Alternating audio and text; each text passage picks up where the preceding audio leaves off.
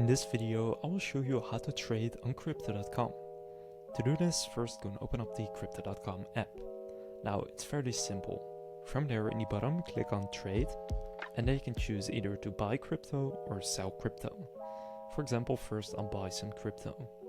Then you can choose the cryptocurrency you want to buy, let's say Dogecoin, and then here choose how much of it you want to buy. I'll do 10 euros. Then choose what you want to buy with. So for example, I'll use my Euro account, but I could also use, for example, another token like Bitcoin. I could use a card I've connected or Apple Pay, but again, I'll use my Euro account. Then in the top right, you can set the buy type.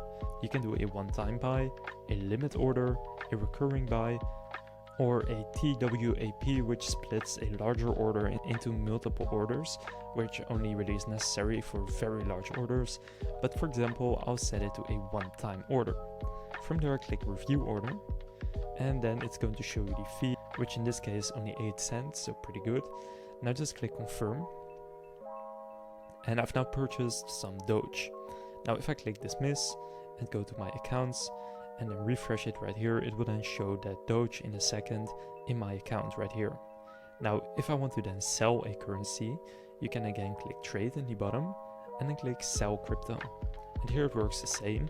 You can now pick a cryptocurrency you own to sell, for example, Kronos, and then choose how much you want to sell and click max, and then choose where to sell to.